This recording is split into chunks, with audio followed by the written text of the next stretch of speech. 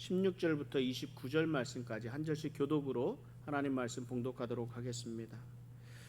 예수께서 물으시되 너희가 무엇을 그들과 변론하느냐?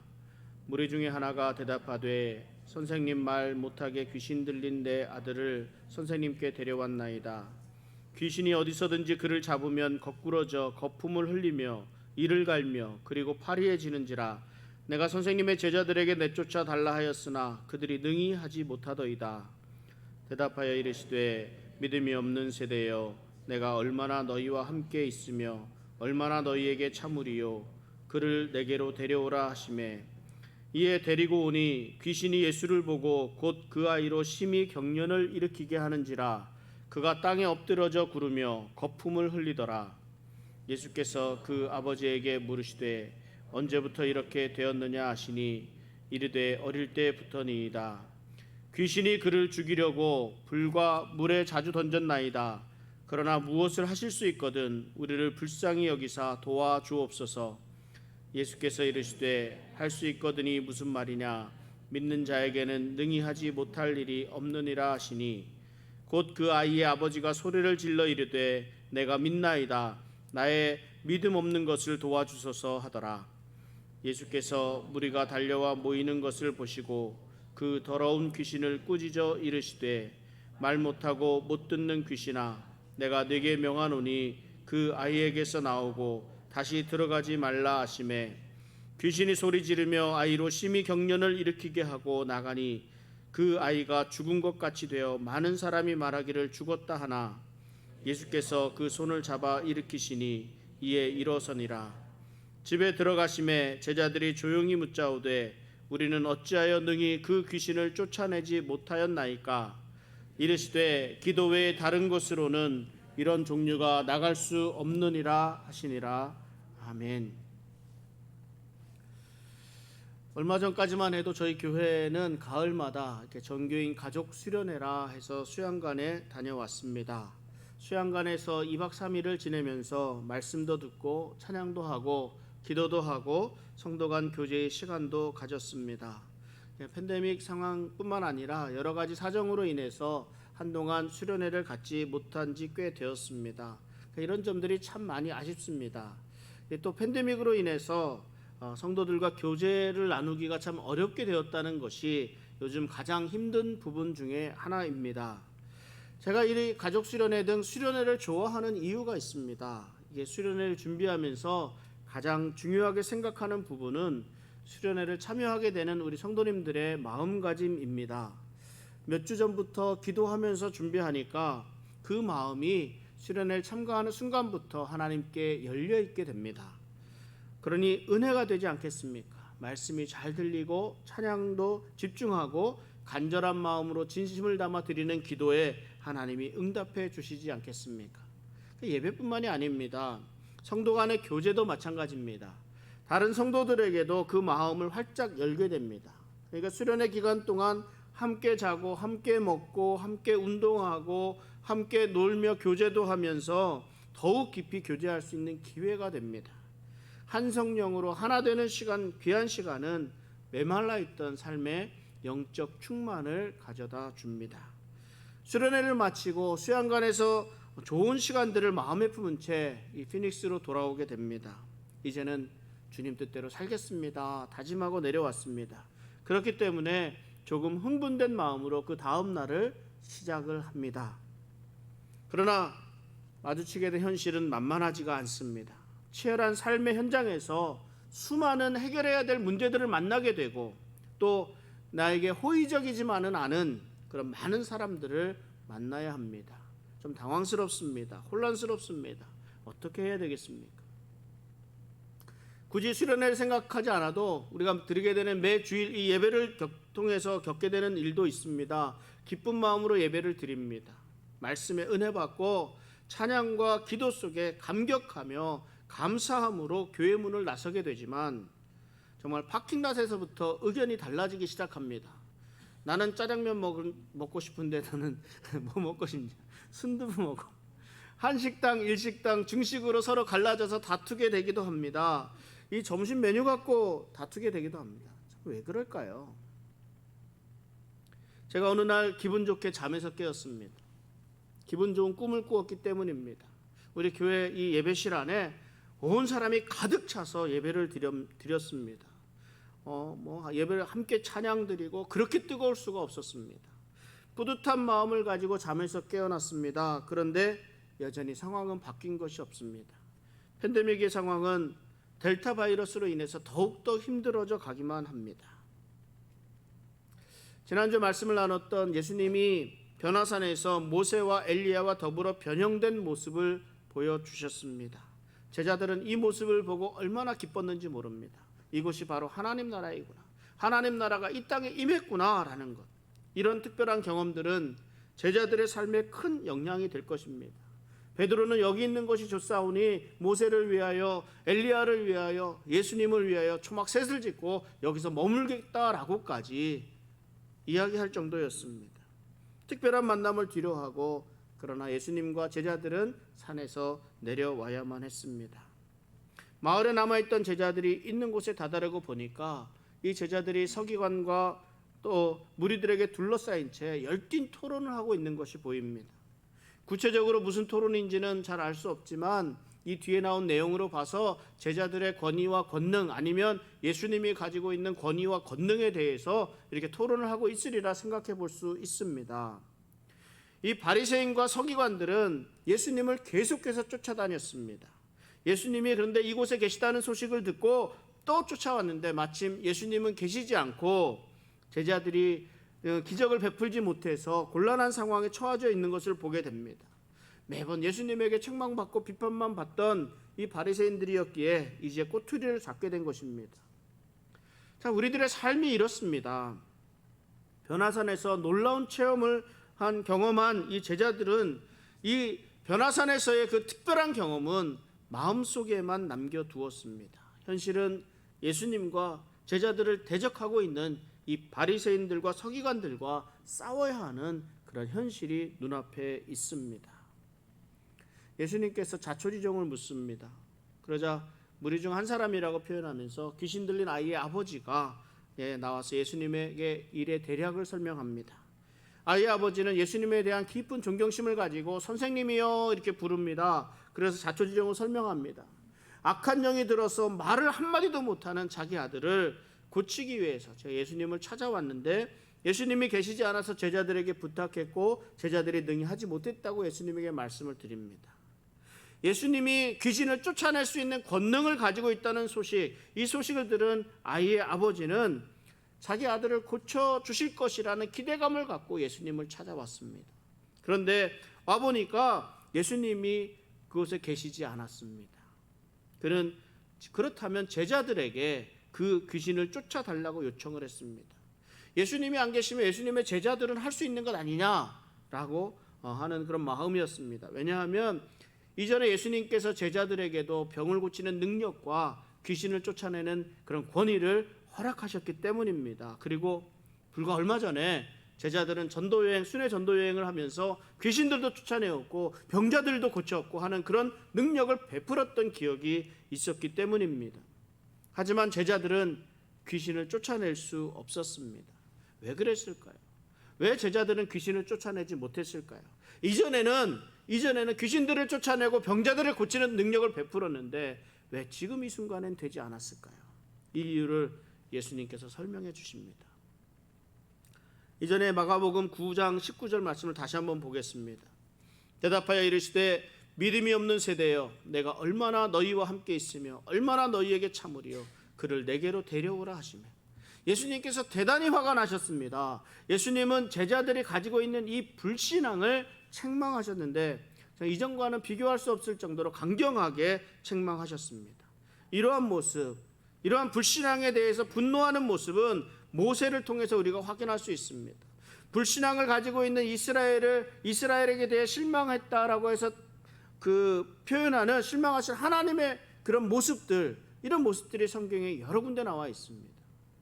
먼저 모세는 하나님의 백성을 위해서 중보자로 나섰습니다. 그러나 이 패역한 이스라엘의 악에 실망한 모습에 모세가 탄식합니다. 그 말씀이 신명기 32장 5절에 있습니다.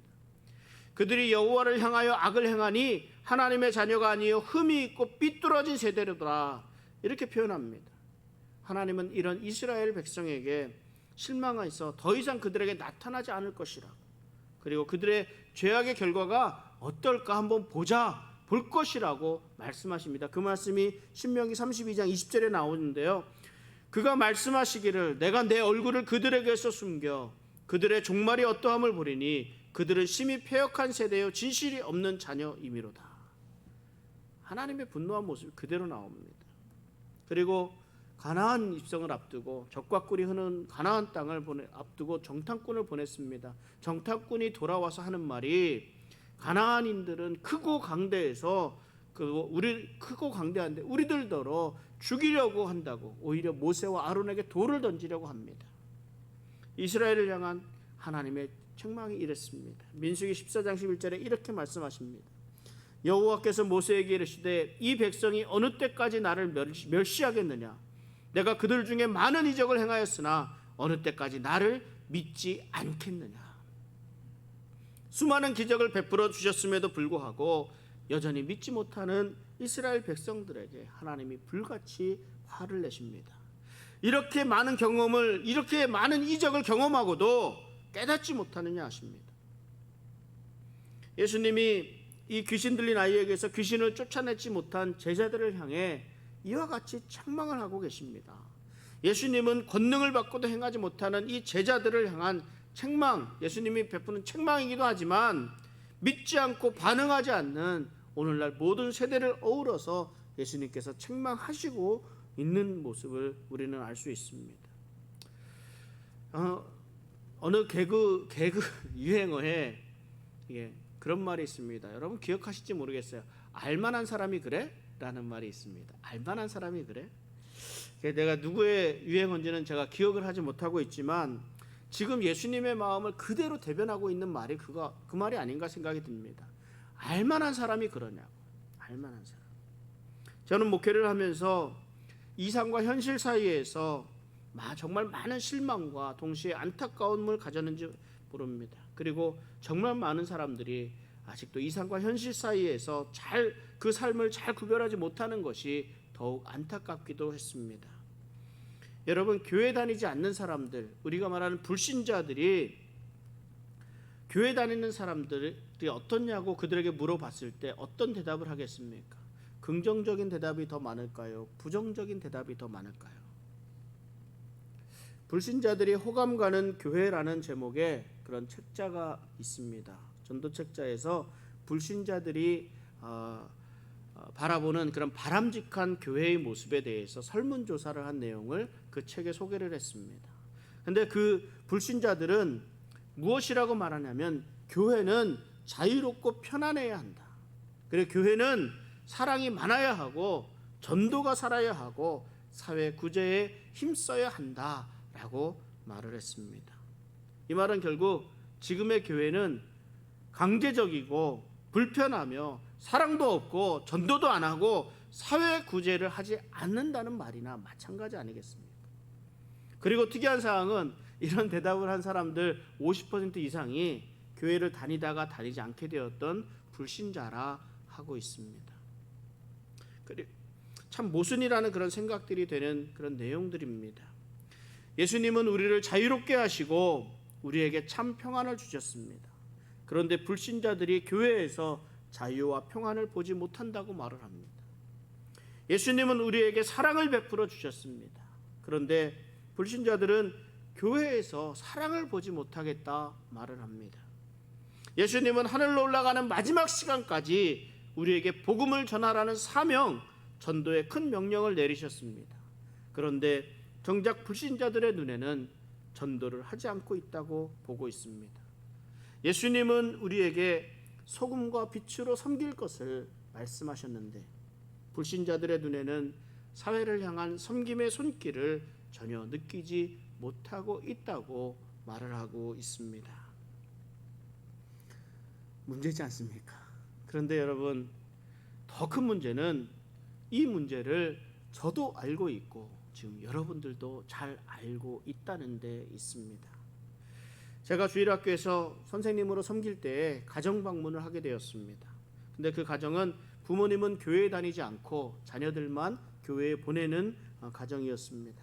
아이의 아버지에게 도대체 당신은 교회 나오지 않으면서 어떻게 자녀들을 교회에 보내게 되었느냐고 제가 물어보았습니다.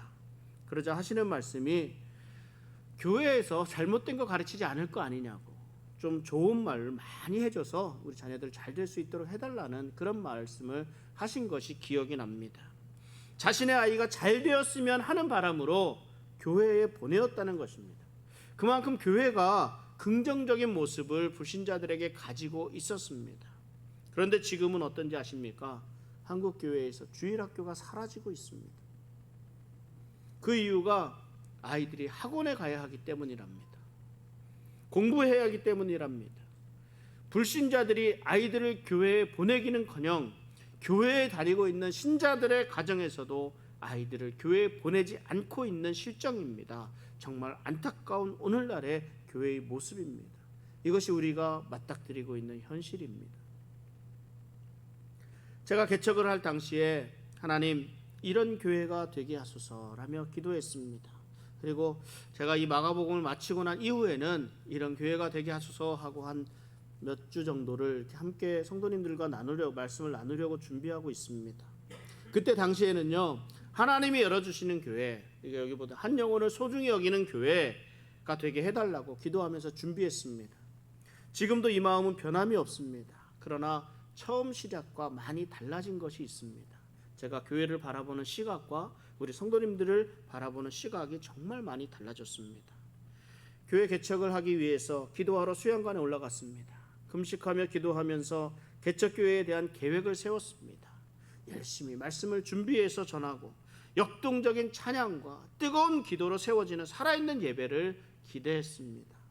제자훈련을 통해 성숙한 그리스도인으로 세워서 그들로 교회를 섬기도록 하는 제자를 세우는 교회를 기대했습니다. 교회 안에서의 기쁜 교제와 전도를 통해 잃어버린 영혼들을 구원하는 구원 사역을 잘해 갈 수 있으리라 기대하며 준비했습니다. 당시만 해도 금방 교회가 부흥할 수 있을 것만 같았습니다. 부흥이 안 될 수가 없는 계획이었어요. 철저한 계획이었어요. 왜 그랬을까요? 당시 제 마음에 다른 욕심이 없었기 때문입니다. 오직 교회에 대한 열정, 영혼 구원에 대한 열정, 이민 가정들에 대한 사명만이 있었을 뿐입니다. 이렇게 열심히 기도하고 사역하는데 하나님이 길을 안 열어주실 리가 없을 것이라고 굳게 믿었습니다. 그런데 막상 개척을 시작하니까요, 현실적인 문제들이 만만하지 않았습니다. 가족들을 중심으로 예배를 드리기 시작했습니다만 예배 드릴 장소를 구하지 못했습니다.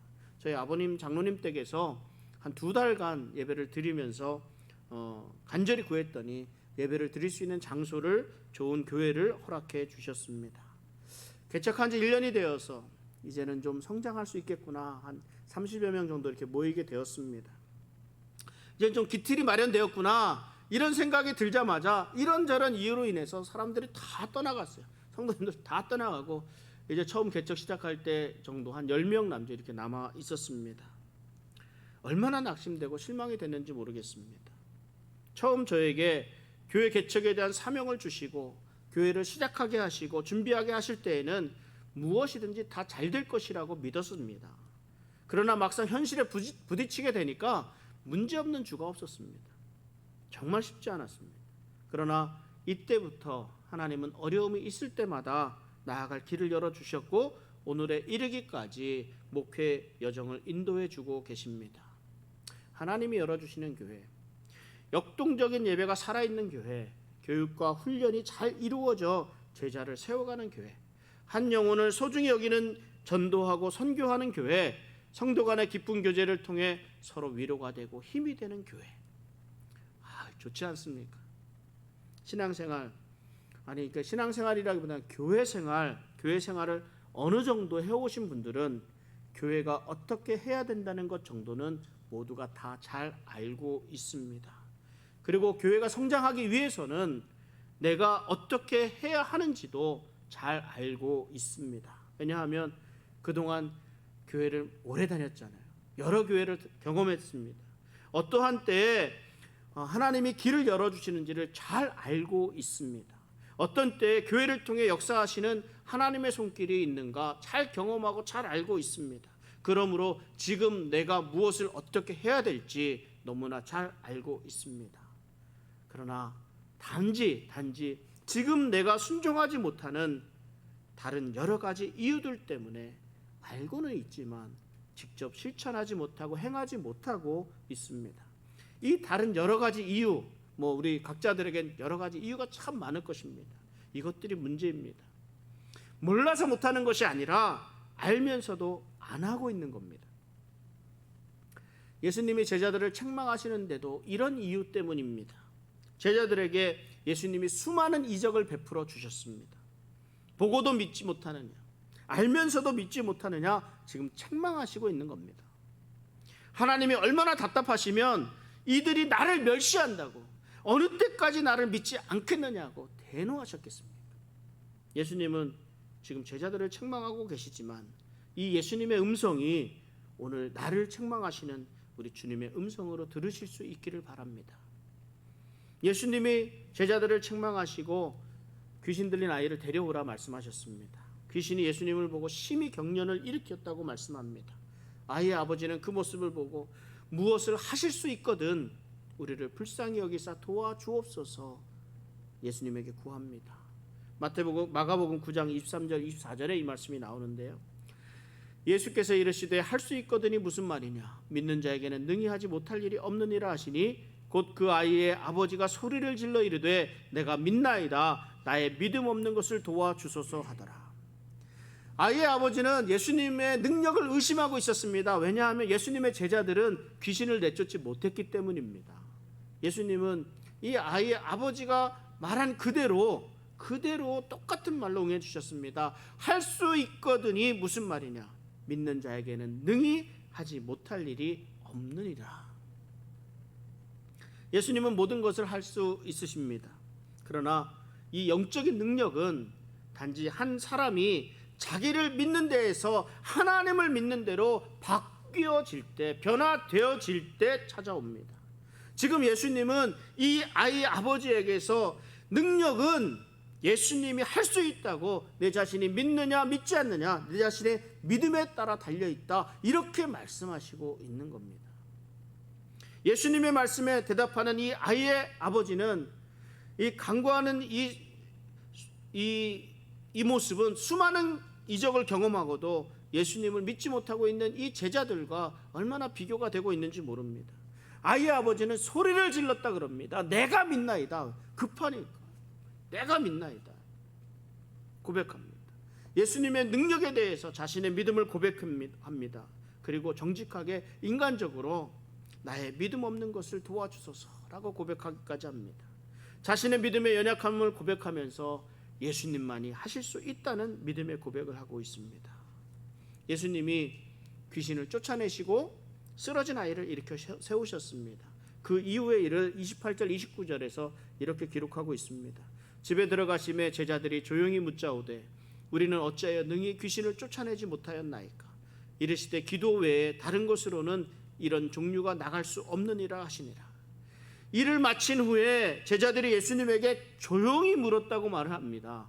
조용히 물었다. 왜요? 제자들이 참 자신의 면이 서지를 않았습니다. 이전 전도 여행할 때는 제자들도 병자를 고치고 귀신들을 쫓아내었던 그런 경험들이 있었습니다. 그런데 이번에는 왜 그 능력이 나타나지 않은지 진정 궁금했습니다. 왜 그랬을까? 예수님이 제자들에게 그 이유를 말씀해 주셨습니다. 기도 외에 다른 것으로는 이런 종류가 나갈 수 없느니라. 제자들은 하나님의 능력보다는 자기 자신의 능력으로 귀신을 내쫓으려고 했을 것입니다. 제자들의 마음과 생각이 하나님께 닿아 있지를 않습니다. 오직 자기가 행했던 자신의 모습, 자기가 무엇인가를 했다라는 그 생각만 가지고 있었습니다. 그러니까 그들의 말에 능력이 없는 겁니다. 그들의 관심은 예수님이 아니라 자신들에게 있었습니다. 제자들의 질문 자체가 그렇습니다. 우리는 어찌하여 능히 귀신을 쫓아내지 못하였나이까? 자신들이 귀신을 쫓아낸다고 생각했기 때문입니다. 자신들의 능력이라고 생각했기 때문입니다. 기도를 통해 하나님의 능력을 의지하지 않았습니다. 여러분, 기도는 믿음을 열고 드러내는 열쇠와 같습니다. 기도의 응답을 받기 위해서는 완전한 믿음으로 완전히 의뢰하는 태도로 구해야 합니다. 오직 예수님만 믿으며 예수님만 의지하며 구할 때 예수님의 능력은 모든 불가능을 해결해 주시는 줄 믿습니다. 자, 말씀을 정리해 봅니다. 많은 능력을 베풀었던 목사님들이 사역을 마칠 때에는 겸손함을 잃고 많은 실수를 하는 것을 볼 때마다 마음이 얼마나 무거운지 모릅니다. 이분들이 놓치고 있는 것이 있습니다. 목회자들이나 하나님의 사람들이 베푸는 그 능력은 습득이 되고 훈련이 되는 것이 아니라는 사실입니다. 내가 아무리 노력하고 훈련한다고 되어지는 것이 아닙니다. 얼마 전에 올림픽이 끝났습니다. 운동선수들은요, 타고난 재능 그리고 더불어서 자신의 한계를 뛰어넘는 그런 노력이 필요합니다. 그렇게 열심히 노력하면 소정의 목적을 이룰 수 있습니다. 그러나 예수님의 능력은 노력한다고 해서, 내가 노력한다고 해서 되는 것이 아닙니다. 어떻게 가능합니까? 예수님에 대한 믿음을 통해서만 가능합니다. 마을에 남아있던 제자들이 왜 귀신 들린 아이에게서 귀신을 쫓아내지 못하였는가? 그 이유가 여기에 있습니다. 이들은 이전에는 귀신을 쫓아내었으나 이번에도 쫓아낼 수 있을 것이라 생각을 했습니다. 자신이 베푼 능력이 영원할 것이라 생각했습니다. 그 권위가 자신의 것이라 여겼기 때문입니다. 그래서 귀신에게 명령했습니다. 그러나 소용이 없습니다. 예수님이 제자들이 귀신을 쫓아내지 못한 것은 기도하지 않았기 때문이라고 말씀하십니다. 기도 외에는 다른 방법이 없다고 말씀하십니다. 기도한다는 것은 예수님만이 이 일을 해결하실 수 있습니다 하는 고백이 있어야 한다는 말씀입니다. 그러므로 나는 예수님만을 믿습니다. 예수님의 능력을 믿습니다. 예수님의 능력으로 도와주시옵소서. 여러분, 하나님을 만난 모세가 그 얼굴에 광채가 일었다고 말씀합니다. 하나님의 영광이 모세를 덮고 있었기 때문입니다. 저는 이 말씀이 너무나 귀하다 생각이 됩니다. 우리는 예수를 그리스도로 영접하고 그리스도인이 되었습니다. 저와 여러분 안에는 예수의 영이 함께 계십니다. 그러므로 우리에게 광채가 드러나야 합니다. 우리 그리스도인의 광채는 그리스도인의 향기로 드러납니다. 우리는 늘 예수 그리스도와 동행하는 그리스도인의 삶이 되어야 합니다. 내 모든 삶 주님의 은혜입니다. 내가 먹고 내가 마시고 내가 일하고 내가 행하는 모든 일들을 주님이 인도해 주십니다. 주님의 도우심 없이는 아무것도 할 수 없는 존재입니다. 그러므로 우리의 삶에 두려움이 없습니다. 무서울 것이 없습니다. 아니, 무서울 것이 없어야만 합니다. 왜냐하면 예수의 영이 우리 안에 계시기 때문입니다. 그러나 현실은 그렇습니까? 그렇지 않습니다. 두렵습니다. 제가 늘 편안하게 웃고 있는 것 같지만 늘 염려와 걱정 속에서 살아갑니다. 아무것도 염려하지 말라 말씀하시지만 그에 대해서 믿고 있지만 그래도 걱정이 되고 염려가 됩니다. 이런 제게 예수님은 제자들에게 하신 말씀을 다시 전해 주십니다. 우리 다시 한번 이 말씀을 함께 읽어보겠습니다. 마가복음 9장 29절입니다. 같이 한번 읽어보겠습니다. 이르시되 기도 외에 다른 것으로는 이런 종류가 나갈 수 없느니라 하시니라. 매일같이 예수님과 연결이 되어 있지 않으면 우리는 매일 염려하고 걱정할 수밖에 없습니다. 왜냐하면 우리가 예수님의 능력 밖에서 사는 삶이 되기 때문입니다. 그러나 매일 기도하며 예수님과 동행하는 삶을 살아가고자 할 때 아무것도 염려할 이유가 없습니다. 우리 주님과 함께하고 있기 때문입니다. 우리의 현실은 어려울 수밖에 없습니다. 늘 사단의 공격과 유혹 속에서 살아가야 합니다. 그 안에서 평안을 누리며 기쁘며 즐겁게 살아갈 수 있는 것, 예수 그리스도의 능력을 힘입는 그 방법밖에는 없습니다. 그 방법은 기도 외에 다른 것이 없습니다. 날마다 기도함으로 우리 주님과 동행하는, 그래서 우리 주님의 능력으로 살아가는 복된 성도의 삶 되시기를 주님의 이름으로 축원합니다.